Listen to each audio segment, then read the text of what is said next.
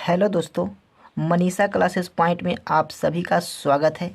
आज class 10th VVI objective question जो हिंदी का 600 का सीरीज लेकर आए थे, जिसमें 208 तक करवा दिए थे, है ना। आज 209 से स्टार्ट करते हैं। चलिए ध्यान दीजिएगा। पहला क्या कह रहा है, 209 में अविनियो पाठ की कौन सी विधा है। जो अविनियो जो पाठ है वो कौन सी विधा है, क्या है जी, तो ललित रचना है ना। अशोक वाजपेयी के लेखक, अविनियो के लेखक कौन है ना, अविनियो के लेखक कौन है, तो अविनियो के लेखक है जी कौन है, अशोक वाजपेयी जी है। अशोक वाजपेयी का जन्म कब हुआ था, तो 16 जनवरी 1941 ईस्वी को हुआ था, है ना। अशोक वाजपेयी का जन्म कहाँ हुआ था, तो दुर्ग छत्तीसगढ़ में हुआ था, है ना। आगे ध्यान दीजिएगा, 13 पर ध्यान दीजिएगा।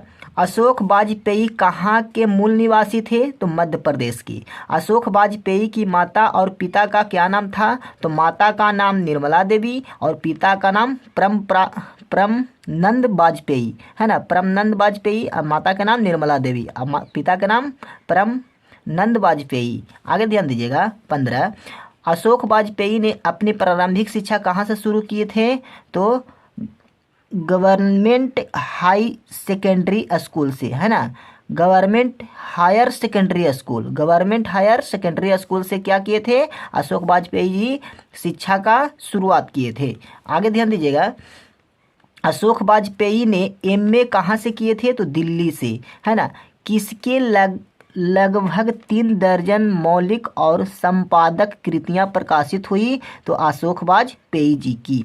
एक पतंग अनंत में किसकी रचना है, तो अशोक वाजपेयी जी की रचना है। तत्पुरुष कहीं नहीं तो वहीं थोड़ी सी जगह इत्यादि किसकी रचना है, तो अशोक वाजपेयी जी की। अवेन्यू कहाँ स्थित है, तो दक्षिण फ्रांस में। आगे ध्यान दीजिएगा, अशोक वाजपेयी क्या है ना। अशोक वाजपेयी क्या है, तो दक्षिण फ्रांस का एक मध्ययुगीन ईसाई मठ, है ना। अवेन्यू क्या है, तो दक्षिण फ्रांस का एक मध्ययुगीन ईसाई मठ है। लेखक कितने वर्ष पहले अवेन्यू गए थे, तो 10 वर्ष पहले अवेन्यू गए थे। आगे ध्यान दीजिएगा, लेखक अवेन्यू में कितने दिन रुके, तो 19 दिन। लेखक ने 19 दिन के प्रवास में अवेन्यू में कितनी कविताएं और गद्य लिखे, तो 35 कविताएं और 27 गद्य लिखे। आगे ध्यान दीजिएगा, फ्रांस का एक प्रमुख कला केंद्र रहा है अवेन्यू। रोम नदी के दूसरी ओर बसा एक छोटा सा शहर कौन था, तो विलंब था, विलंब, है ना। आगे ध्यान दीजिएगा,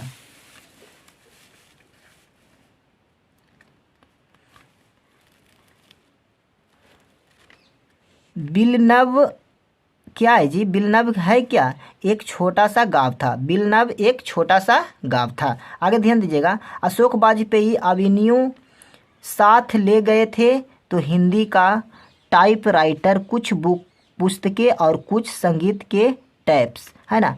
14वीं शताब्दी से फ्रेंच क्रांति तक किसका धार्मिक उपयोग रहा है, तो ला शत्रुज का। आगे ध्यान दीजिएगा, ला शत्रुज क्या था, तो ईसाई मठ था। पिकासो की कृति का नाम क्या है, तो मादामोलेज द अवेन्यू। रोम नदी के किनारे बसे शहर का क्या नाम है, अवेन्यू है। आगे ध्यान दीजिएगा, प्रत्येक वर्ष अवेन्यू में कैसा समारोह आयोजित होता है, तो रंग समारोह। आगे ध्यान दीजिएगा, विलनव और अवेन्यू के बीच कौन सी नदी है, तो रोन नदी। अवेन्यू क्या है, ईसाई मठ है। अवेन्यू में रहकर लगभग 30 संयुक्त कविताएं लिखने वाले अतियथार्थवादी कवि कौन थे, तो आंद्रे ब्रिता रेनेसा और पॉल एलुआर सभी। अशोक वाजपेयी की ललित रचना क्या है? तो अभिनयो है। आगे ध्यान दीजिएगा, अभिनयो दक्षिण फ्रांस में रोन नदी के किनारे बसा कैसा शहर है? तो पुराना। लेखक अभिनयो किस लिए गए थे? तो रंग समारोह में भाग लेने के लिए। आगे ध्यान दीजिएगा, पीटर ब्रूक का विवाद प्रस्त महाभारत पहले कहाँ प्रस्तुत किया जाने वाला था? तो अभिनयो में। ला शत्रुज को किसने बनवाया था? ला शत्रुज को किसने बनवाया था? तो फ्रेंच शासकों ने। कार्थूसियन संप्रदाय का एक ईसाई मठ क्या है? तो ला शत्रुज। जारशाही कहाँ है? तो रूस में। अभिनयो किस नदी पर स्थित है? रोन नदी पर। अब अशोक वाजपेयी को नदी किनारे किसकी कविता याद आती है? तो विनोद कुमार शुक्ल जी को। आगे ध्यान दीजिएगा, अशोक वाजपेयी नदी की तुलना किससे करते हैं? कविता से। अशोक वाजपेयी को नदी के किनारे विनोद कुमार शुक्ल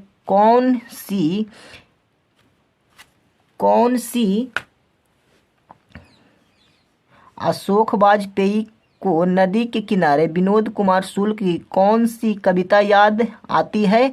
तो नदी चेहरे लोग के। आगे ध्यान दीजिएगा, 10वां लेसन मछली है ना। कह रहा है मछली पाठ की कौन सी विधायक कहानी है?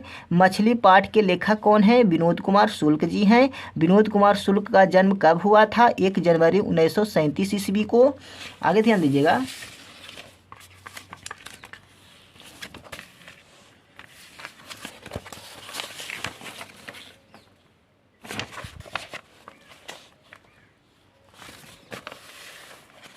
कितना 251 पर ध्यान दीजिए।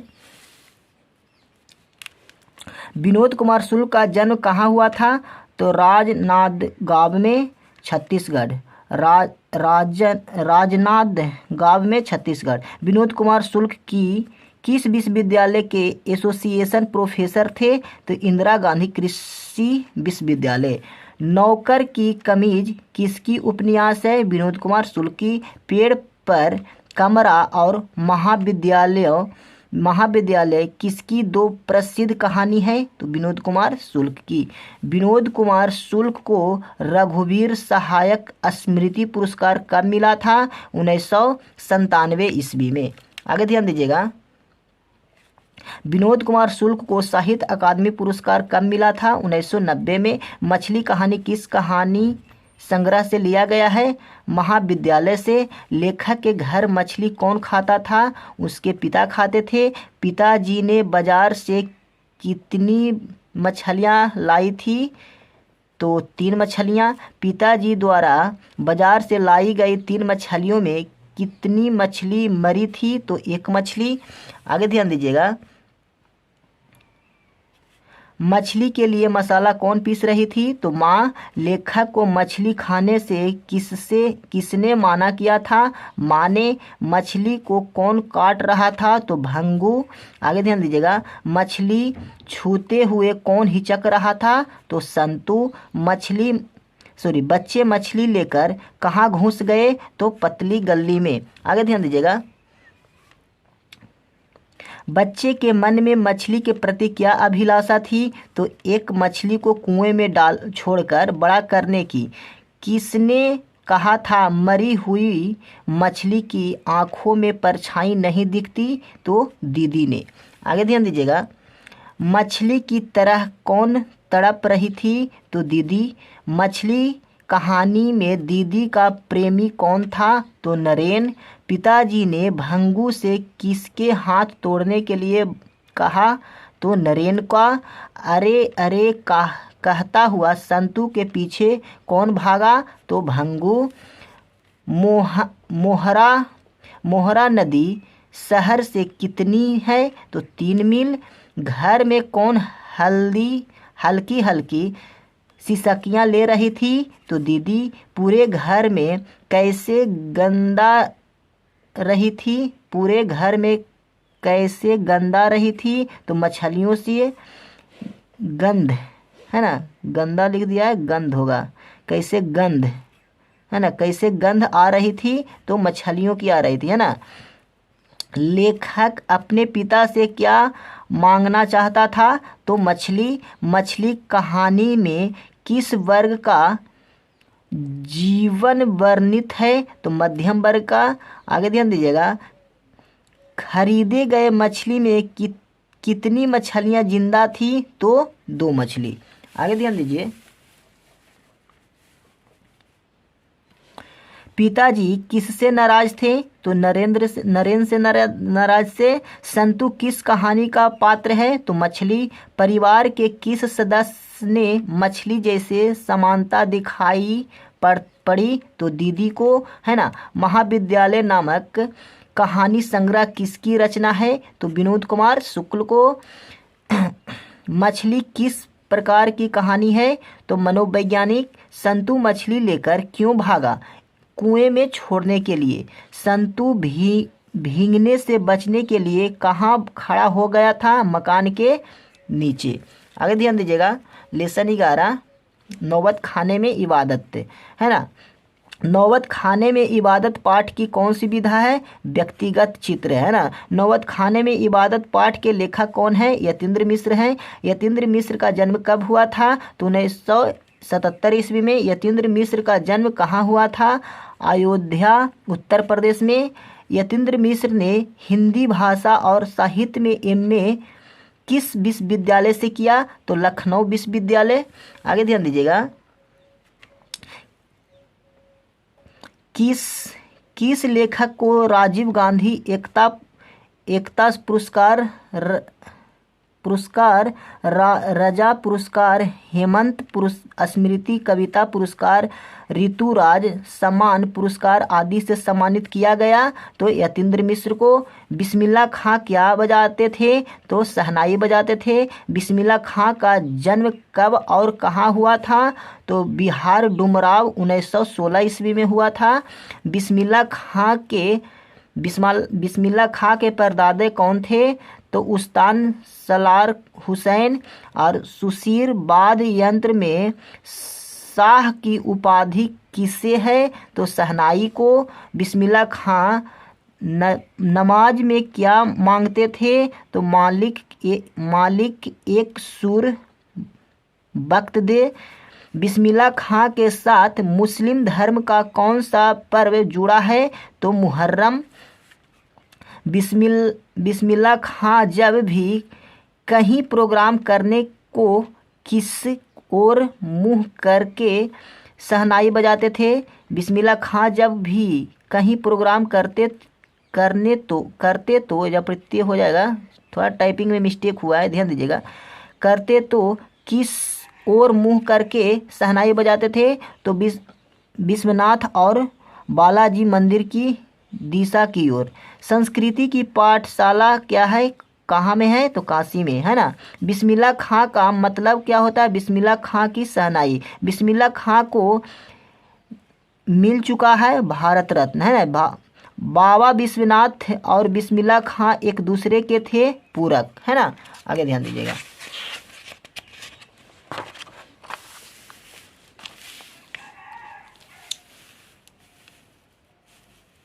ध्यान दीजिए। कौन सा शहर आज भी संगीत के स्वर पर जगती है, तो काशी। कहाँ मरने पर भी मंगल माना जाता है, तो काशी में। किसी व्यक्ति को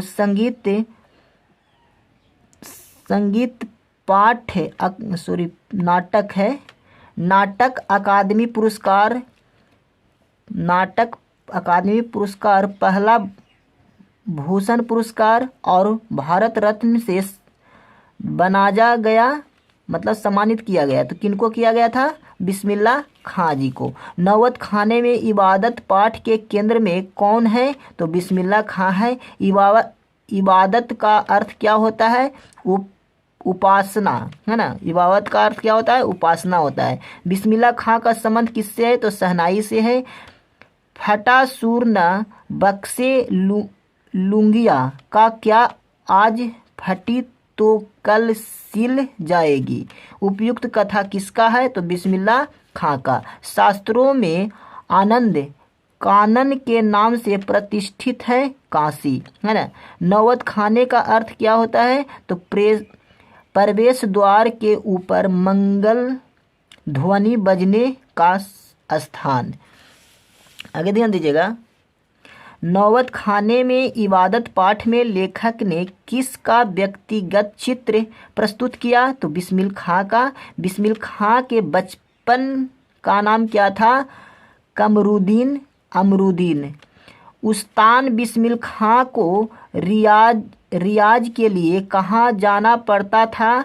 तो पुराना बालाजी मंदिर। 5 से 6 वर्ष डुमराव में बिताकर कमरुद्दीन कहाँ आ गए? तो काशी। शहनाई बजाने के लिए किसका प्रयोग होता है? तो रीड नरकट का, है ना। आगे ध्यान दीजिएगा। रसूलन बाई थी तो गायिका। रसूलन बाई कौन थी? तो गायिका थी। बिस्मिल खां के परदादा उस्ताद सलाम हुसैन कहाँ के निवासी थे? तो डुमराव के। कमरुद्दीन किसका नाम है? बिस्मिल्लाह खां का। अरब देश में फूंक कर बजाए जाने वाले वाद्य यंत्र जिसमें नाड़ी होती है तो क्या कहते हैं? नय कहते हैं। यतीन्द्र मिश्र ने गीतकार गुलजार की कविताओं का संपादन किस नाम से किया? तो यार जुलाहे के नाम से। यार जुलाहे के नाम से। आगे ध्यान दीजिएगा। 12 लेसन शिक्षा और संस्कृति कह रहा है क्या? शिक्षा और संस्कृति पाठ की कौन सी विधा है? तो शिक्षा शास्त्र है। शिक्षा और संस्कृति के लेखक कौन है? महात्मा गांधी। महात्मा गांधी का जन्म कब हुआ था? 2 अक्टूबर 1869 ईस्वी। महात्मा गांधी का जन्म कहाँ हुआ था? पोरबंदर गुजरात में। महात्मा गांधी के पिता का नाम क्या था? करमचंद गांधी। महात्मा गांधी की माता का क्या नाम था? तो पुतलीबाई। आगे ध्यान दीजिएगा। गांधी जी की प्रारंभिक शिक्षा कहाँ से हुई थी? तो पोरबंदर और उसके आसपास से। महात्मा गांधी वकील की पढ़ाई करने के लिए कब और कहाँ गए थे? तो 4 दिसंबर 1888 ईस्वी को लंदन यूनिवर्सिटी से। महात्मा गांधी, आगे ध्यान दीजिएगा, महात्मा गांधी का विवाह किसके साथ हुआ? तो कस्तूरबा गांधी के साथ। आगे ध्यान दीजिएगा। गांधी जी दक्षिण अफ्रीका में कब से कब तक रहे थे? 1893 में गए और 1914 ईस्वी में लौट आए, है ना। आगे ध्यान दीजिएगा। गांधी जी दक्षिण अफ्रीका में कब से कब तक रहे थे? 1893 से 1914। 1893 में गए और 1914 में भारत लौट आए, है ना। आगे ध्यान दीजिएगा। गांधी जी दक्षिण अफ्रीका से वापस कब आए थे? तो 1915 ईस्वी। आगे ध्यान दीजिएगा। गांधी जी को महात्मा की उपाधि किसने दी? तो रविंद्रनाथ टैगोर या ठाकुर उनको कहा जाता है ना, रविंद्रनाथ ठाकुर जी ने, है ना। गांधी जी ने रविंद्रनाथ ठाकुर या टैगोर को किसकी उपाधि दी थी? तो बापू की, है ना। सबसे पहले बापू की उपाधि कौन दिए थे? रविंद्रनाथ टैगोर ने दिए थे, है ना। हिंद स्वराज सत्य के साथ मेरा प्रयोग आदि किसकी पुस्तक है? तो गांधी जी को, है ना। आगे ध्यान दीजिएगा। हरिजन यंग इंडिया आदि पत्रिकाएं किसकी रचना है? गांधी जी को, है ना। गांधी जी की मृत्यु कब हुई थी? तो 30 जनवरी 1948 ईस्वी को नई दिल्ली में, है ना। आगे ध्यान दीजिएगा।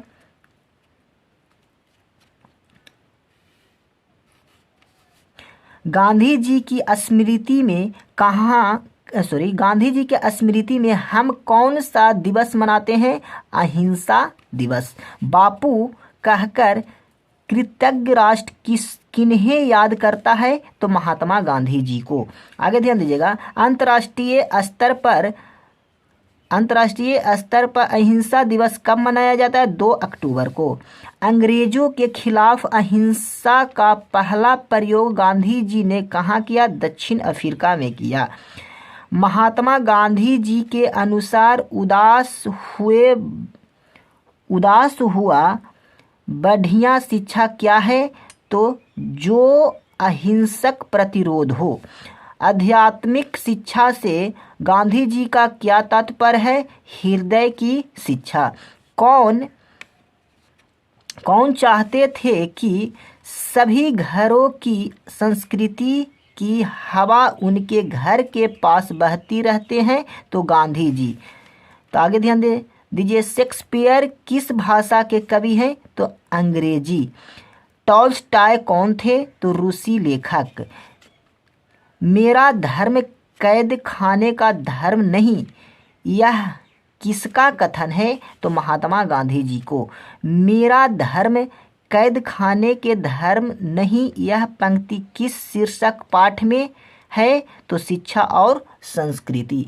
ध्यान दीजिएगा, आज तक इतने रहने देते हैं, है ना। मिलेंगे अगले वीडियो में। ध्यान दीजिएगा, ये जो भाग 2 है, भाग 2 उसमें पढ़ना है राम नाम बिनु बिरथे जगी जन्मा, है ना। इसके पूरे ऑब्जेक्टिव करवा देंगे, है ना। अबरी में सोचेंगे कि ये में 3 वीडियो हो गया है ना, अबरी सोचेंगे कि 2 वीडियो में पूरा समाप्त कर दें, है ना। यदि वीडियो अच्छा लगा है तो प्लीज़ चैनल को सब्सक्राइब कीजिए और ज़्यादा से ज़्यादा शेयर कीजिए। मिलेंगे अगले वीडियो में।